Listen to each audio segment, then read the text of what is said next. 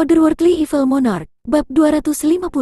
Judul, terkunci pada target masing-masing. Li Yuran memperkuat posisinya selangkah demi selangkah setiap kali dia berbicara, dan menarik Hai Chen Feng ke dalam penyergapan.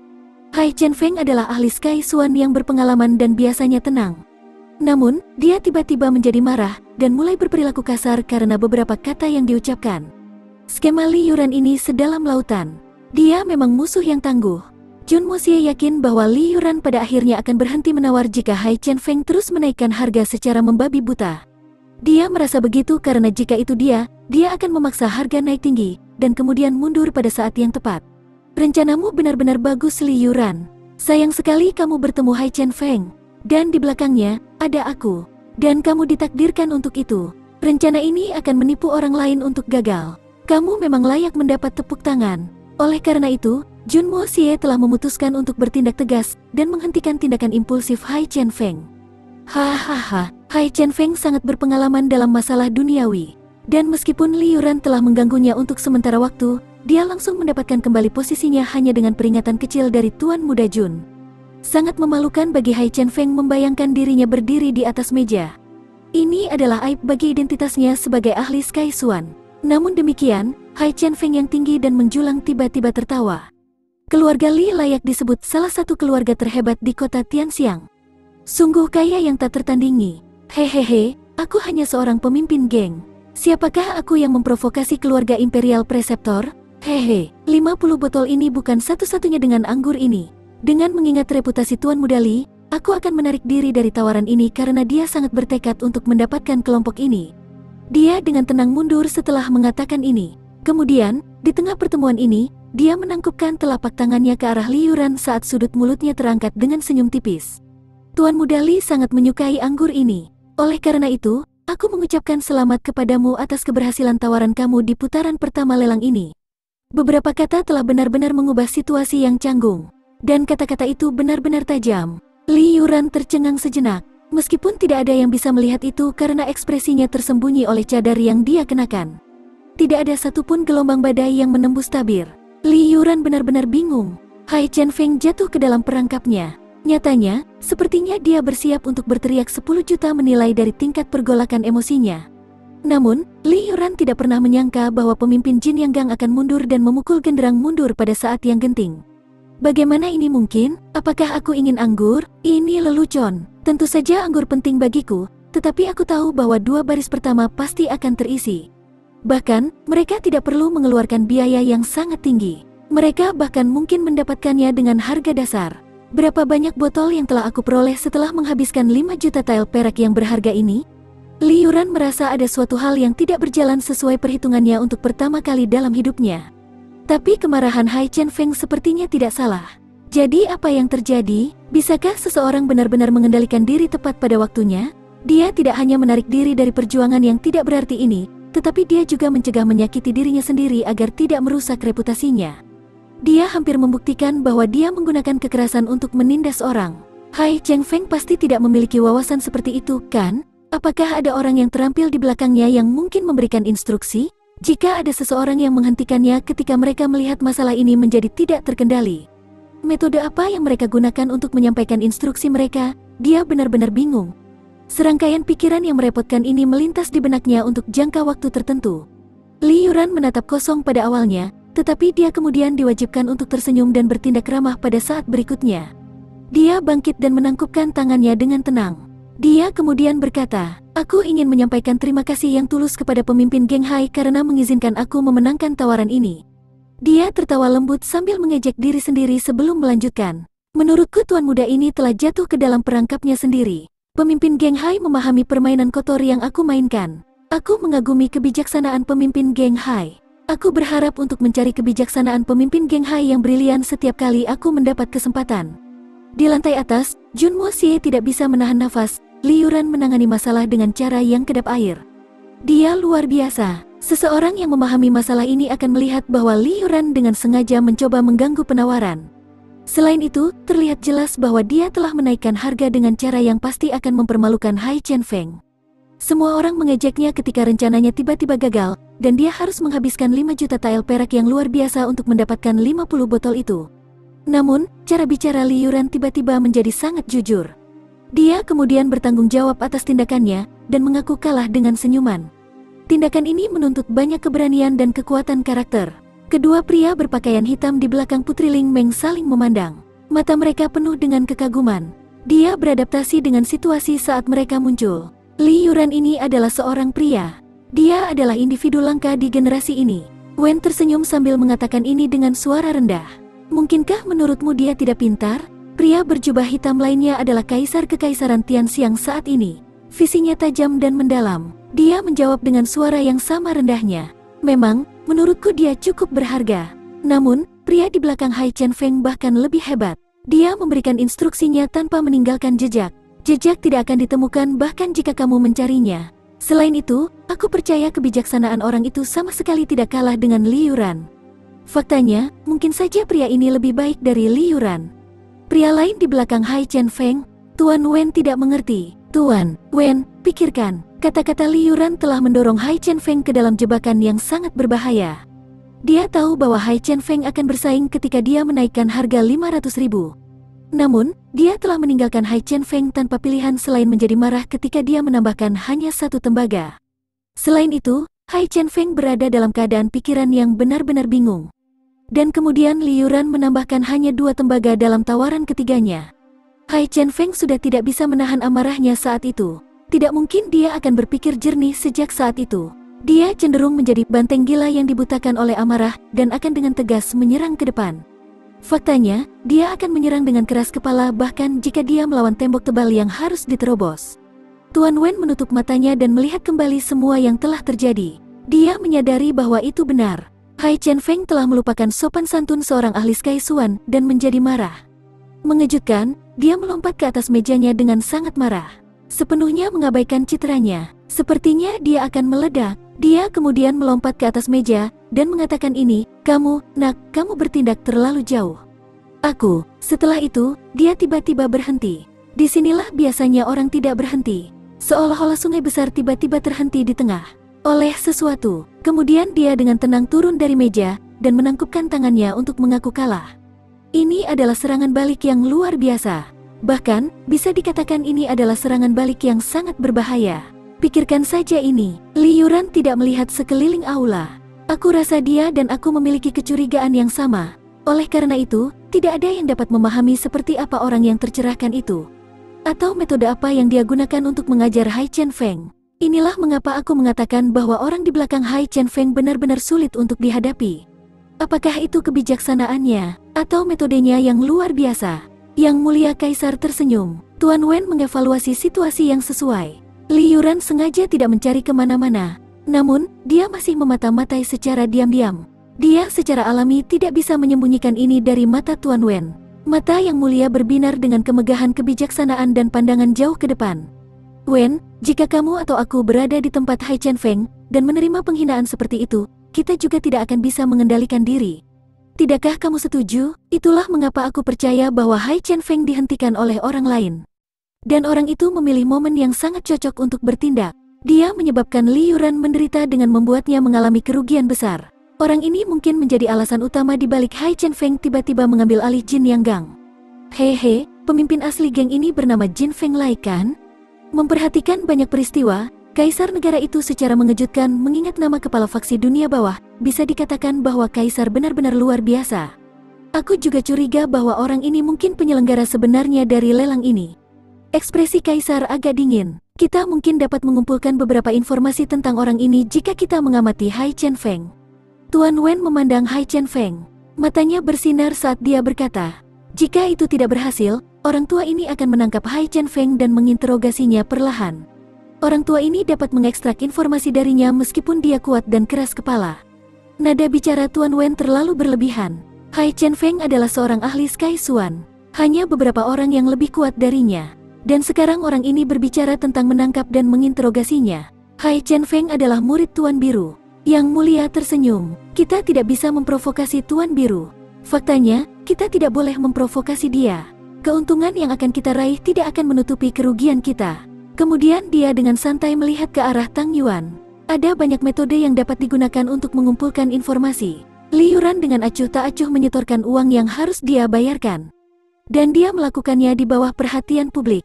Seorang pria dari balai aristokrat mengikutinya dan membuat persiapan untuk menyerahkan anggur. Li Yuran, bagaimanapun, mengambil tempat duduk dan beristirahat dengan tenang. Li Yuran ini adalah karakter yang tangguh. Tuan Muda Jun berkonsentrasi saat dia melihat pria di bawah. Baginya, pria itu adalah definisi dari ancaman. Dan menurut intuisinya yang akurat, ancaman dari Li Yuran sebenarnya cukup besar. Jun Mo Xie tidak bisa membiarkan adanya ancaman karena instingnya sebagai pembunuh nomor satu di kehidupan sebelumnya. Apalagi sesuatu yang bisa mengancam nyawanya. Biasanya, pikiran pertamanya dalam situasi seperti itu adalah menghancurkan ancaman. Jun Wei tersenyum saat dia sengaja atau tidak melihat ke arah yang sama. Li Yuran adalah cucu tertua dari Imperial Grand Preceptor. Dia juga tokoh terkemuka di antara keluarga Li, keluarga Meng dan banyak generasi muda keluarga kecil lainnya. Dia belum pernah menghadiri acara semacam ini sebelumnya, Mo Xie. Dia di sini secara pribadi untuk menunjukkan wajah menggantikan Grand Preceptor Li. Aku tidak peduli dengan wajah mereka. Wajah mereka bisa sebesar pantat. Menurutku tidak ada artinya. Jun Mo Xie tersenyum. Yang benar-benar aku pedulikan adalah dia menghabiskan banyak uang. Seberkas cahaya melintas di matanya saat dia mengatakan ini. Aku harus menjaga Li Yuran dalam pandanganku. Hitman Jun diam-diam telah memutuskan. Batch pertama dari 50 botol telah terjual dengan harga tinggi yang tak terduga, 5 juta tael perak. Dan 2 tembaga. Tang Yuan sangat bersemangat saat dia mengeluarkan gelombang kedua dari 50. Orang ini menawar 1 juta tael perak untuk 50 botol itu. Aku tidak tahu siapa lagi yang akan menaikkan harga. Hai Chen Feng berdiri sekali lagi. Dia lebih dari memenuhi syarat untuk membuat tawaran ini. Wajar jika dia membuat tawaran ini. Terlebih lagi, akan dianggap sangat aneh jika dia tidak membuat penawaran lagi. Aku menawar 1.500.000. Sebuah suara yang tajam dan manis bergema. Itu tidak terdengar terlalu mendesak. Juga tidak terdengar terlalu lambat. Semua orang berpaling ke sumber suara dan terkejut melihat bahwa itu adalah Putri Ling Meng. Dia secara tak terduga menawar harga setinggi itu. Otherworldly Evil Monarch, Bab 251. Judul, Pangeran yang Tidak Tahu Malu. Tidak ada yang melihat keengganan di mata Putri Ling Meng. Meski mata orang-orang berjubah hitam di belakangnya bersinar saat mereka melihat botol anggur itu. Karena Putri sedang menawar, aku tidak akan mengajukan tawaran lebih lanjut. Aku akan menawar nanti. Tidak mungkin seseorang akan menawar aku lain kali. Apakah aku benar? Sikap Hai Chen Feng sangat elegan. Dia tersenyum untuk menunjukkan kebaikannya saat dia menyingkir. Putri Ling Meng menawar 1.500.000 tael perak untuk kelompok kedua dari 50 botol anggur. Apakah tidak ada tawaran yang lebih tinggi untuk mereka? Masih belum ada tawaran yang lebih tinggi? 1.500.000 terjadi sekali. 1.500.000 terjadi 2 kali. 1.500.000 terjadi untuk ketiga kalinya. Dijual atas permintaan Putri. Bang, palu menghantam meja. Gendut Tang sangat bersemangat. Dia menyukai suara bang itu ketika panggilan terakhir dibuat. Di lantai atas, Jun Mo Xie tertawa terbahak-bahak sampai matanya berubah menjadi celah. Gendut ini benar-benar membuatku tidak bisa berkata-kata. Dia baru saja berteriak bahwa Putri Ling Meng akan menikah. Puff, Jun Wei memuntahkan seteguk teh dan terbatuk. Tuan ketiga dari keluarga Jun telah mempelajari satu hal. Tidak peduli apa, mulut Jun Mo Xie mampu mengubah arti dari apapun. Tang Yuan jelas meneriakkan tawaran. Tetapi Tuan Muda Jun telah mengubahnya menjadi menikah. Pak, bagaimana aku bisa masuk ke parit ini dengan pria ini? Pangeran pertama angkat bicara begitu angkatan ketiga diperkenalkan untuk dilelang. Pangeran ini menyukai komoditas ini. Aku menawar 600.000 untuk anggur yang enak ini. Di atas panggung, Tang Yuan memutar matanya sambil berpikir, bah, aku pikir kamu penuh omong kosong. Batch pertama dilelang untuk lebih dari 5 juta, dan batch kedua dilelang untuk 1.500.000. Namun kamu tiba-tiba menawar harga yang hanya sedikit lebih tinggi dari harga dasar? Lagi pula, nada suaramu ini bukanlah kompetisi. Aku menawar 600.000 untuk anggur yang enak ini. Ini jelas merupakan peringatan. Jangan main-main denganku, aku pangeran pertama, tidak tahu malu. Pangeran pertama tersenyum saat dia mengajukan penawaran. Dia kemudian membalikkan tubuhnya untuk menghadapi tamu lainnya dan berkata, adakah yang mau menawar? Lelang ini harus mendapatkan harga yang sangat tinggi. Jadi tenanglah para hadirin, pangeran pertama ini tidak akan keberatan jika kamu menawar. Wajah semua orang berkedut saat mereka mengutuknya secara rahasia. Apakah kamu mengatakan bahwa kamu tidak akan keberatan? Kamu juga bisa berarti, aku akan membantai orang yang menawar. Apakah kamu benar-benar keberatan atau tidak? Tang Yuan tidak punya waktu untuk berbicara ketika suara tamu Hai Chen Feng bergema. Dia terbatuk dan berdehem sebelum berkata, "Yang mulia pangeran pertama telah mengatakan yang sebenarnya. Harganya pasti tinggi, oleh karena itu, aku menawar 1 juta tael perak. Seperti yang aku lakukan sebelumnya." Oh, pangeran pertama tersenyum saat dia menatapnya. Pemimpin geng Hai memiliki pandangan yang sangat baik tentang banyak hal. Jika itu masalahnya, pangeran ini akan menawar 1.500.000. Hai Chen Feng ragu-ragu sejenak. Sepertinya dia ingin menaikkan harga lagi. Namun, dia diam-diam duduk. Ini berlanjut untuk 16 batch anggur berikutnya. Hai Chen Feng mengajukan penawaran untuk setiap kelompok. Dan setiap kali dia tidak dapat melakukan pembelian. 1.500.000 rupiahnya telah menjadi tarif tetap untuk pelelangan. 16 batch ini dilelang ke keluarga besar kota. Mereka harus pergi dengan anggur begitu mereka menawar 1.500.000. Stok 3.000 botol anggur sudah kekurangan 900 sekarang. Orang-orang yang duduk di barisan belakang tidak berusaha menawar. Mereka jelas tidak berani, namun mereka tidak bisa membantu tetapi menggaruk pipi mereka karena cemas. Tidak banyak yang tersisa sekarang. Wajah Jenderal Dugu Wudi sudah menjadi gelap seperti arang. Kali ini, dia benar-benar tamat. 900 botol pertama telah dilelang dengan harga astronomi 30 juta tael perak. Dan sekarang dia harus membayar lebih dari 25 juta perak karena harga dasar Jun Mosie sebesar 10.000 tael per botol telah lebih baik. Selain itu, 2.000 lebih botol anggur ini masih tersisa. Aku memperkirakan bahwa lelang ini akan berakhir menghasilkan 70 juta gila pada saat itu berakhir. Secara konservatif, dan angka ini adalah hutang aku padanya. Hutang ini bisa menghancurkan aku sampai mati. Meskipun keluarga Dugu sangat kuat, dari mana mereka akan mendapatkan 70 juta perak itu? Dapat dikatakan bahwa menjual semua yang mereka miliki tidak akan cukup untuk melunasi hutang ini. Apakah aku harus menggunakan putriku untuk membayar hutangnya? Bagaimana ini bisa ada gunanya? Apakah aku benar-benar harus menggunakan putriku untuk melunasi pinjaman ini? Ini membebani hatiku. Akankah keluarga Dugu menjadi lelucon terbesar di Kekaisaran Tianxiang? Orang-orang akan mengatakan bahwa kita bahkan tidak mampu membeli anggur kita. Bahwa kita harus mengirimkan putri kita ke keluarga seseorang untuk melunasi hutang kita. Oh sayang, Dugu Wudi menghela nafas dalam-dalam. Kecemasannya membebani dia. Seharusnya aku tidak membuat taruhan itu. Seharusnya aku tidak pernah menambahkan baris itu secara khusus. Yang akan aku ganti sesuai dengan harga lelang anggurnya. Bukankah ini seperti mengubur diri sendiri di kuburan yang aku gali? Awalnya, aku tidak punya pilihan selain membayar 25 juta. Namun, sekarang harganya 1.500.000 per batch. Itu sekitar 30.000 per botol. Ini berarti keluargaku harus membayar paling sedikit 75 juta. Dan inilah jumlah paling konservatif. Lupakan melakukan ini sendirian. Bahkan seluruh keluarga Dugu tidak akan bisa mengeluarkan begitu banyak perak. Benar-benar takdir yang mengerikan. Di atas panggung, Tang Yuan mendorong tenggorokannya dengan berteriak-teriak serak. Namun dia masih belum bisa membuat keributan. Saat ini, para pangeran, bangsawan, dan para pedagang, semua yang kaya dan berkuasa membuka mulut mereka untuk meneriakkan tawaran mereka. Setiap orang bersuara nyaring karena takut kalah. Tang Yuan juga menggoda mereka. Dia masih akan mengeluarkan 50 botol. Tetapi ketika saatnya tiba untuk menghapusnya dari meja, dia akan melakukannya satu persatu. Semua orang takut tidak bisa membeli sebotol anggur, dan kehilangan identitas aristokrat yang diperoleh dengan susah payah. Semakin mereka cemas, semakin agresif dan terbuka mereka berpartisipasi karena takut kalah. Dan harga sepertinya naik karena ini. Bahkan pelanggan Hai Chen Feng tidak mendapatkan kesempatan untuk menawar.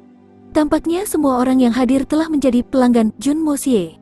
Selama seseorang berteriak, "Aku menawar 1 juta," akan ada beberapa orang lain yang akan berteriak, "Aku menawar 1.500.000." Tampaknya keinginan tulus dari pemimpin baru geng Jin yang tidak akan terpenuhi. Namun, masalah ini akan menjadi jelas nanti. Jun Mosie awalnya berniat menjual anggur dengan harga dasar 10.000 tael per botol.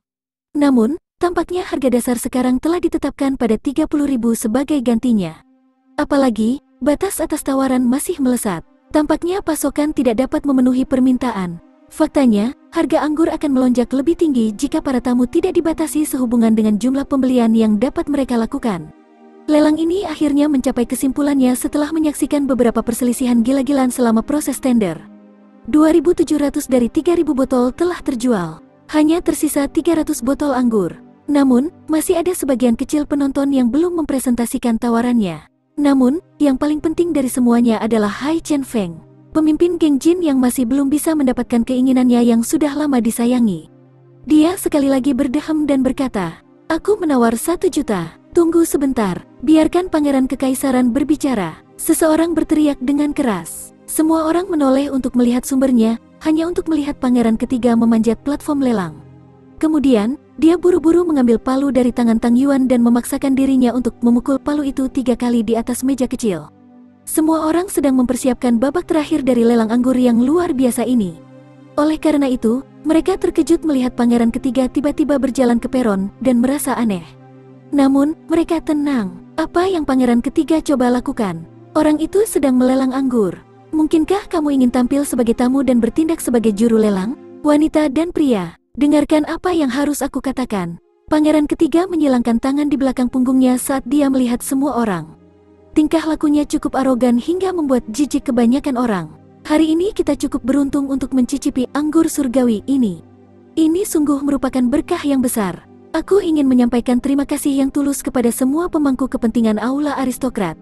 Dalam hal ini, pangeran ini mengucapkan terima kasih yang tulus. Pangeran ketiga mengangguk ke arah Tang Yuan. Kemudian, dia berbalik untuk berbicara. Anggur ini sungguh luar biasa dan sangat berharga.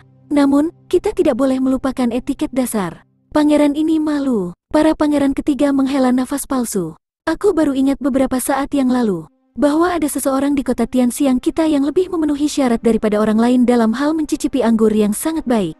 Namun, sayangnya orang itu tidak ada di sini. Dia bekerja dengan sepenuh hati. Dia kelelahan mental untuk negara ini. Dan rakyat biasa, semua yang memenuhi syarat untuk disebut bangsawan telah bisa masuk. Mereka dengan jelas memahami siapa yang dimaksud pria ini. Namun, mereka masih tidak bisa mengerti apa yang pangeran ketiga coba lakukan. Dia tampak tidak lebih dari karakter yang mengintimidasi yang mencoba menindas yang lemah dengan menggunakan koneksi yang kuat. Orang itu secara alami adalah ayah pangeran ini, Kaisar, Raja Kekaisaran Tianxiang kita yang mulia. Ayahku, Kaisar, sibuk dengan urusan negara dan tidak punya waktu untuk menghadiri acara seperti ini. Katakan padaku, tidak bisakah kita menunjukkan sedikit rasa hormat padanya? Apakah kita tidak mampu berkorban sedikit dari keinginan pribadi kita untuk kepentingan bangsa? Suara pangeran ketiga terdengar tegas. Tidak menunjukkan rasa hormat kepada orang yang lebih tua sama dengan melakukan kejahatan tercela. Lelang sudah memasuki tahap penutupan, dan hanya tersisa 300 botol anggur yang luar biasa ini. Pangeran ini menyarankan agar kita memberikan botol-botol ini kepada Kaisar, dan menunjukkan kepadanya cinta dan rasa hormat kita. Katakan padaku, bukankah itu ide yang bagus? Pidato tebal pangeran ketiga berakhir. Itu disambut dengan keheningan total. Semua orang mengira pangeran ketiga bertingkah karena dia ingin mendapatkan botol yang tersisa. Namun, tidak ada yang menyangka bahwa pangeran ketiga akan mengambil jalan ini. Jelas bahwa dia ingin menghentikan pelelangan, dan kemudian membuat balai aristokrasi menawarkan botol-botol yang tersisa kepadanya. Gratis. Nyatanya, sepertinya dia meminta bantuan dari balai aristokratik. Semua orang mengutuknya dalam kerahasiaan hati mereka. Kamu ingin menunjukkan rasa hormat kepada ayahmu? Maka kamu harus mengirimkan kepadanya apa yang telah kamu beli. Bukankah kamu memenangkan tawaran untuk 50 botol sebelumnya? Kamu sepertinya tidak peduli untuk menghormati ayah kamu.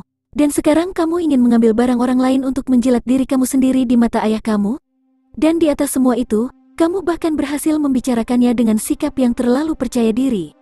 Kita tidak bisa tidak menyebut ini semacam keterampilan. Kamu memiliki bakat hebat yang dapat memutarbalikkan kebenaran dan mencampurkan yang benar dengan yang salah. Semua orang tidak puas, tetapi tidak ada yang membuat satu suara pun. Orang-orang yang tidak bisa membeli apapun jelas adalah yang paling kecewa. Dapat diasumsikan bahwa orang-orang seperti itu kebanyakan duduk di belakang karena mereka bukanlah yang terkaya atau yang paling berpengaruh. Karena itu, bagaimana mereka berani menyinggung putra kaisar? Selain itu, mengajukan keberatan mungkin hanya mengarah pada tuntutan pidana karena tidak menghormati keluarga kerajaan. Karenanya, tidak ada yang mengucapkan sepatah kata pun. Mereka hanya melihat tuanmu datang karena sekarang akan bergantung pada kepala juru lelang aula aristokrat. Tuanmu datang, bagaimana menurutmu? Pangeran ketiga bertanya dengan suara rendah dan tenang.